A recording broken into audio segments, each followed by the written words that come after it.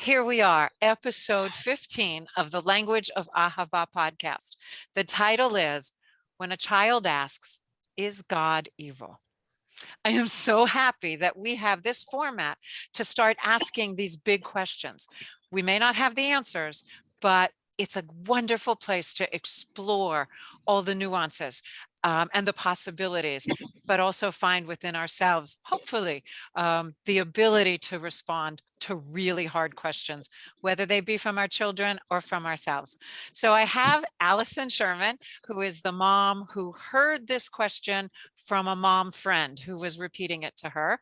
And I want her to give us the whole setup of how that came to be. We also have Avi Steinhardt, psychotherapist in private practice from Brooklyn, a poet, and someone who is also a parent of a young child who is full of questions. But let me check in with my co-host. Hello, Rabbi Steinhardt. How are you? Hi, Karen. I'm well, and I'm very excited about this conversation for a host of different reasons, some being obvious, but also because I think that over the time that we've been doing these podcasts, the questions have become more profound, and they cause us to dig even deeper than we did in the very beginning. So thanks for this opportunity, and I'm looking forward to the conversation. Allison, tell us about your children and all that was in place when this question came up. Sure. So I have two daughters. My older daughter is 10 and my younger daughter is 7. And just recently we were at a play date with my girlfriend and her 2 kids. And her daughters are age 7 and 5. And, we were just talking about life and how difficult things are right now as a parent living in this COVID era. And, some of the questions that we're really struggling to answer for our children. And, she asked me, she said, have your children ever asked you about God in relation to COVID? And I said, well, no, we've had a lot of difficult conversations, but what do you mean? And she said, well, my little one said, is God evil? And her answer was, of course not. God isn't evil. Why would you ask that? And she said, well, she said to me, well, if he's not evil, then why won't God take COVID away? Why won't God make COVID go away? And so we sat with that for a little bit, and we just talked about, how to, not just COVID, but, there's so many areas where kids ask difficult questions that you yourself struggle with, that you don't have the answer for. And, I said to her, you know what, I'd like to talk to my rabbi about that. I'd like to bring that to him. And I'd like to sort of unpack that a little bit with some people. And that's what brings us here today. Let's unpack that. Before we pass it on, and I'm going to pass it to Rabbi Steinhardt first, can you share how you felt in your parenting role and hat when you were thinking about how you would answer that question? What triggered for you? Well, to be perfectly honest, it's hard. I'm not in a great place with it myself. So it's really hard as a parent to be brave and positive when you are feeling so much heaviness and uncertainty. My kids never asked me directly about God, but they ask questions almost as if I'm God. Mom, when is this going to go away? When is this going to be over? Questions that I don't have answers for.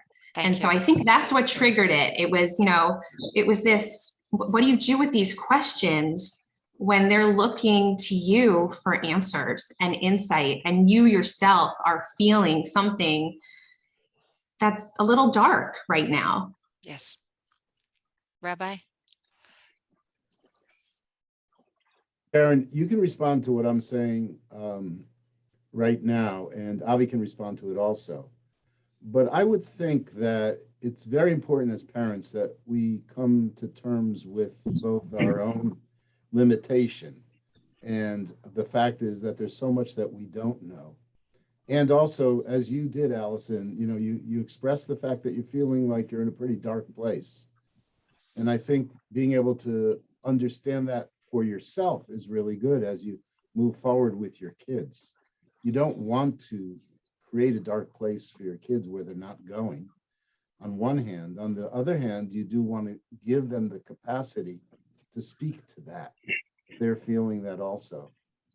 The other thing I would say as a rabbi, and this is something that I have always felt, a rabbi educator, and that is we can't teach our students and we can't teach our kids to believe in things that we don't really believe in. And so if we create kind of a fairy tale ideation of God, and we don't believe in that image of God, that vision of God, at some point, we're going to run into a problem with that. You know, years ago, there was a study about kids who went to Sunday school and Hebrew school and their affiliation with the Jewish community, the Jewish people. And they discovered that the more that people went to Hebrew school and Sunday school, the less likely they were to connect to Judaism. And I think that's because there was a generation that grew up with fairy tale stories, but they weren't taught them like these are mythologies. They were taught them as these were scientific truth. This was the way it was, the way it really is. So I think we have to uncover all of that and look at our own understanding of God and our understanding of God in relation to good and evil, and also our own agency as well as his power or her power or lack thereof.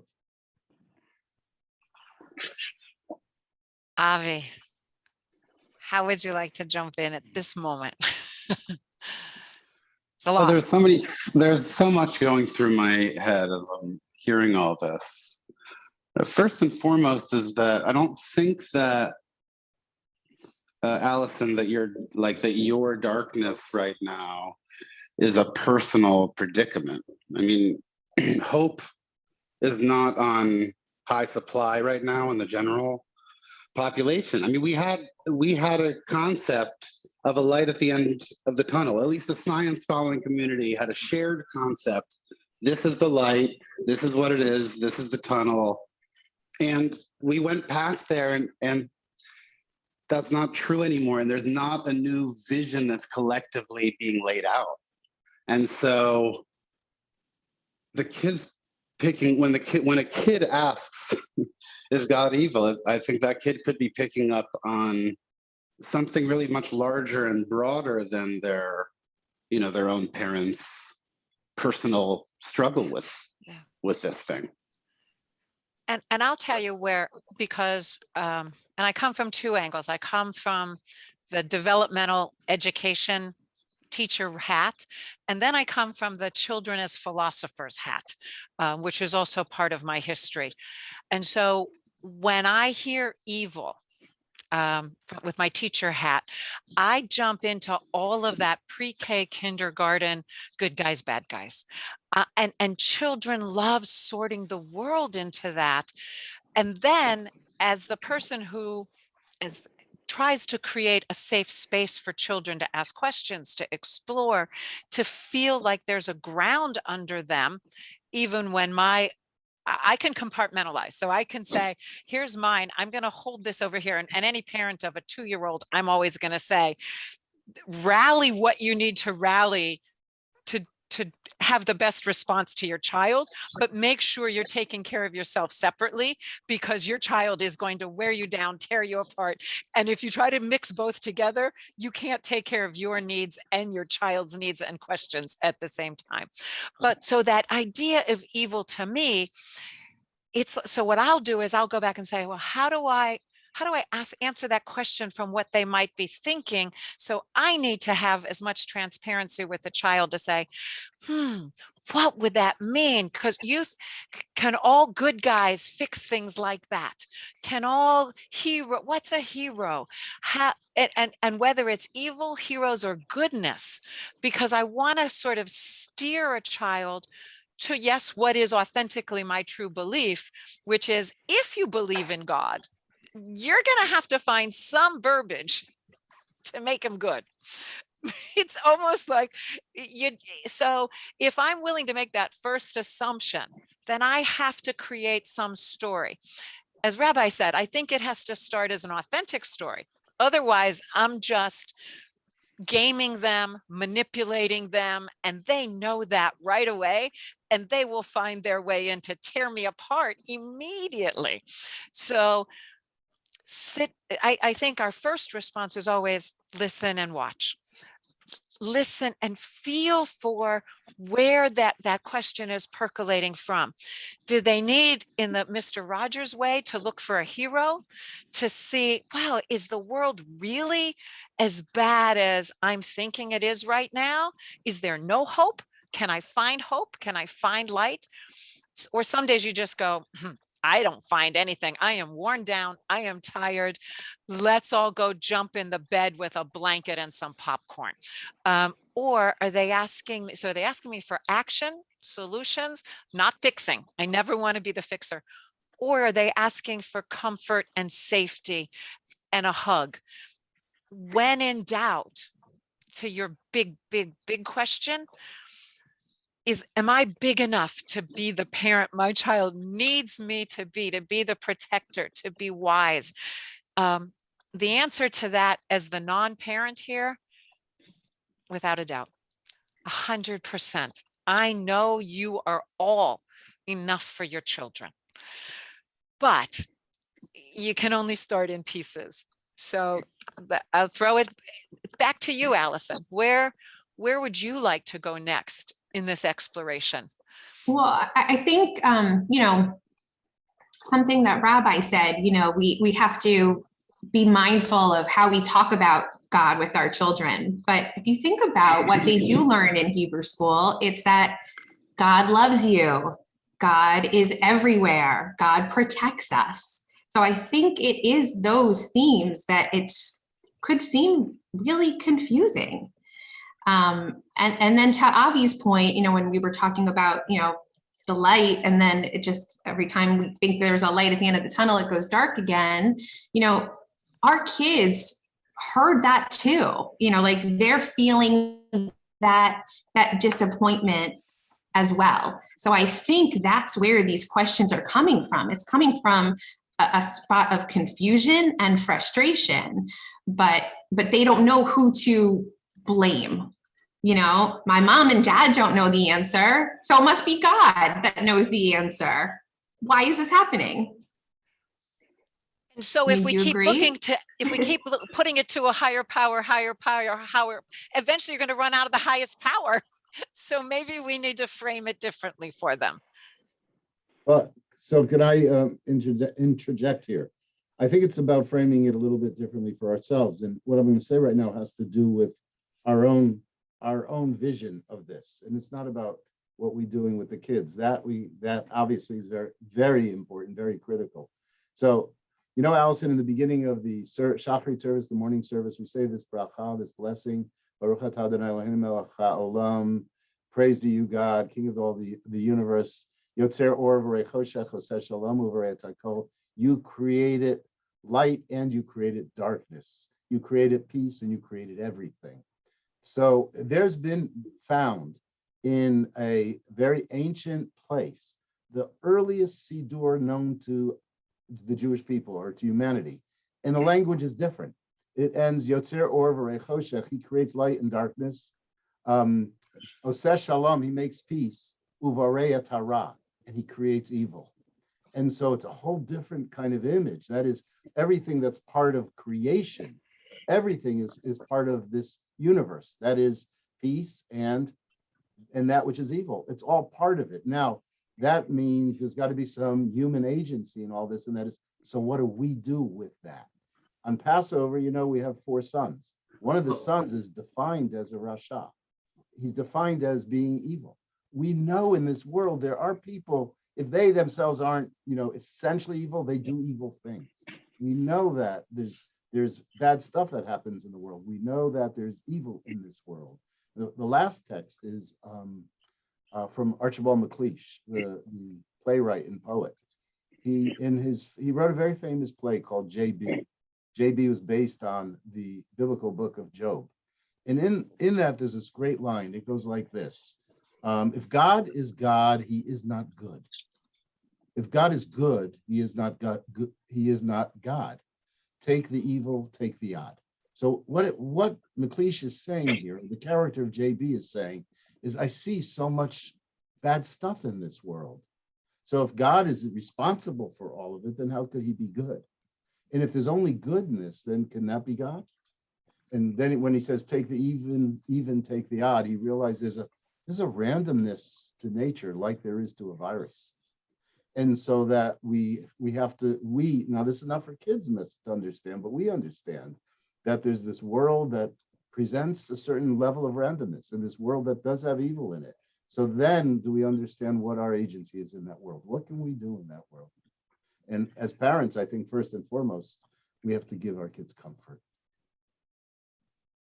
So can I ask you a question after? Thank you for that. You know, the passage that you quoted would seem to portray God as neutral. And, you know, a question that it evokes for me is, you know, in talking to our kids, is it, do you think we ought to differentiate God from nature? You know, God from the neutrality of nature? Because I don't know, God being neutral is almost as scary as God being evil in some ways. Yeah, it's a good question, and I understand what you're saying at the end there. So no, I don't think so. It's when we use a perception of God as being like this giant puppeteer, you'll excuse me, who controls everything. And so then we have to wonder, you know, why is this bad stuff happening, and why isn't God intervening? Right? So no, I see God as a force in this greater natural world, even the creator of nature, but he's not directly involved with the good and the evil that takes place. That kind of unfolds through the universe itself, what the universe provides. One of my responses I'm feeling now is, as you say, God created good and evil. Wow, that's a nice clear sentence. But I know the 5-year-old's going to come back with, and why would he do that, or she, or what? That's why I began my comment by saying I wouldn't say this to Wouldn't children. go there with the kids. No, I wouldn't say it to So children. our struggle becomes whether it's an exploration of challenging times or whether it's an explanation of what is God and how we're going to talk about God. And so when in doubt, a wimpy way out, but one that buys us that little bit of time is how are we going to figure this out? To ask the child and then to say, you know, what do you think God is? Do you think God would create a virus? Or, you know, we've got, the philosophical question when I was in grad school was mosquitoes, you know, not quite the same as 2.5 years of COVID, but it could become. You know that, right? Yeah. So I think we have to figure out where because each family is very different in their interest in exploring the questions, or whether they just want to have a, you know, like, I mean, I love Allison's question and Rabbi's conversation about religious school, because it's like, what's the right way to teach religion? You know, what's the right way to teach theology? Because the concepts are so layered, and no matter which avenue we take, we're going to somewhere end up in a labyrinth at some point in time. So we have to be ready to get to be very comfortable with not knowing answers, but knowing, but underlying Allison's question of evil, even if we don't have somebody to blame. I mean, that whole idea of who do we blame for this? That's a week's conversation right there. But you also have how do I live in darkness? And so now I'm going to send it back to Avi, because I think he's got somebody else in the wings there, because as maybe I appreciate that theology gives us something great, but maybe Rabbi wanted us to introduce Avi as the poet also, because one field, one discipline isn't going to help us. Avi, did I see something blue waving around over there? Yeah, yeah, Karen, would you introduce my friend so I could bring him in? We had the amazing good fortune of having Louie the Blue Monster on our podcast on episode 4. Louie, we need a monster big intervention here. Help. Yeah, I've been listening in. Thank you for having me. Yeah. Hey, Rabbi. Hey, Louis. Hey, pal. Hey, pal. Okay, so yeah. So these are big questions. And one of the things I was just thinking at the end was, I've been alive a long time and I've seen dark times. I've seen times where, there was so much volcanic activity. And by the way, nobody knew what volcanic activity was, that the dust would blot out the moon for like a year at a time. And nobody knew what dust was basically either. And that was troubling. And we would face these same kind of questions from our kids. But this is where I also feel for you monotheists. Louis, don't get me in trouble, please. It's fine. It's fine. Listen, because we would tell the kids, oh, the thunder gods are mad at the volcano, or there were different energies and forces that represented different things happening, so that one God didn't have to be all things, which is so much work for a kid to do, Allison. I love that insight from Louie, and that's a great example of, I think that there are so many questions that our kids have that we just have to, we have to talk about that. We have to say that we've been here before, that, we've been through hard times and we have each other, and just kind of refocus on what the light is that's in our life instead of the darkness. Maybe that's the answer. When we don't have the answers, is we point to the light and how far we've come and what we have gone through. I have a I'm question. not really for sure. Louie, I'm getting though. a little emotional, actually. Louie made me emotional. You're making you me say why? emotional. Can you say why, Allison? Tugging at touched my you? heartstrings. Well, because he's right. Because we have been through a lot as a people, as a country, as a world, as humanity. And this is just another one of those. Sometimes I say to my kids, we're living through history. They're going to talk about this time, and we're going to have stories. And that was a lot more exciting to think about when we could say that we sat home for 2 weeks and baked bread and, did dances that we recorded on, on social media and things like that, and silly things to keep ourselves busy. I think 2.5 years later, that has, the novelty of that has worn off a little bit, that we are living through history and we could talk about it one day as if, it was. I think, that's part of what's so troubling is when are we going to be able to say that, that was. We don't know if we will. And your children have it harder than the family time babies. Our first COVID class of babies is now in the preschool. That's how crazy this is.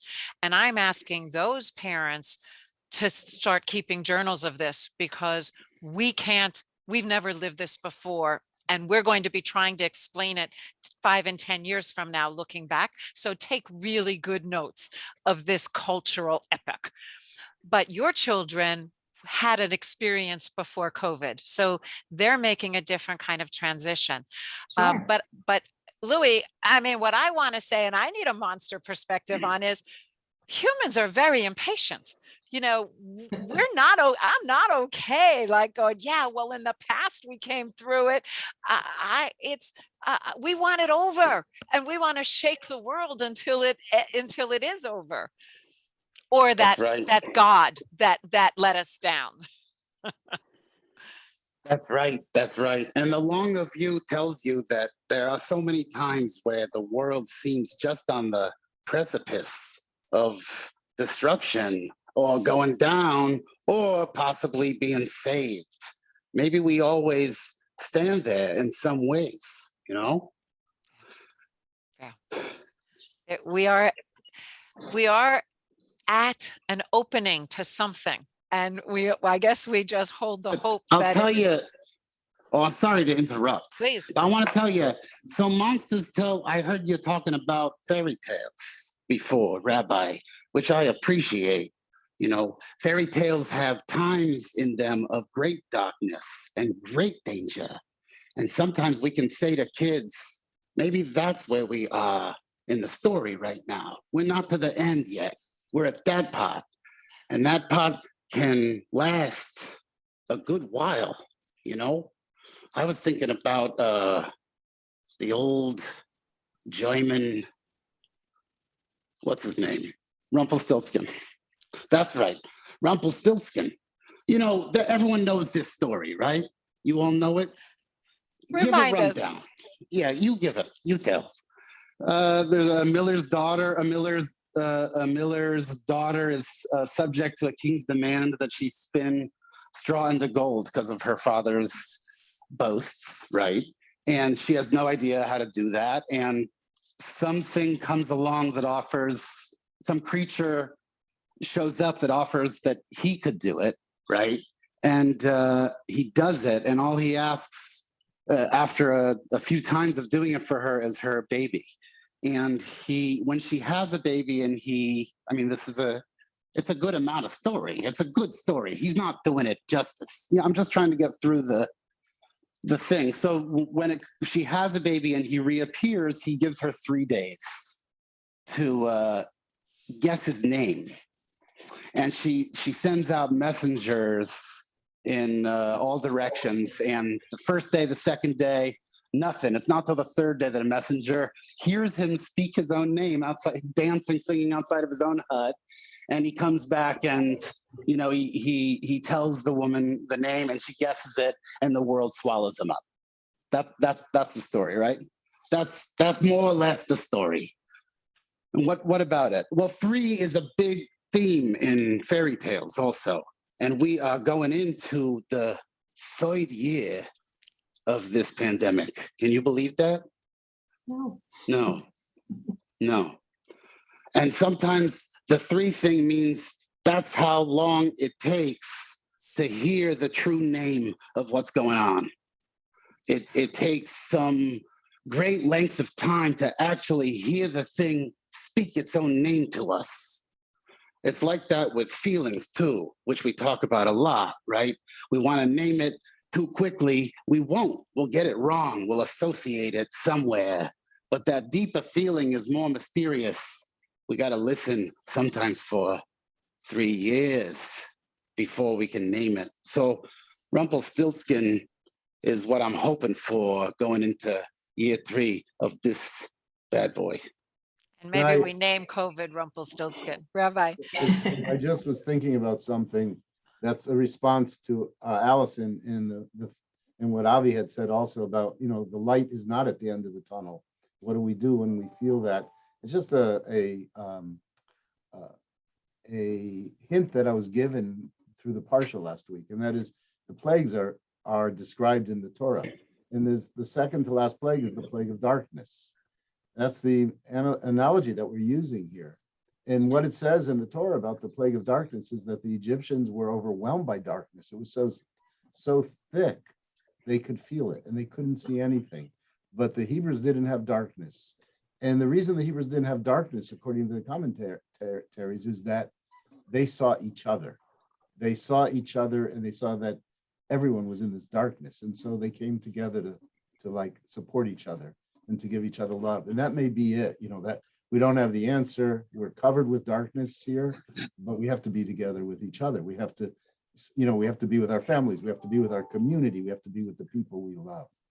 And maybe that's where we find God, the perseverance of that.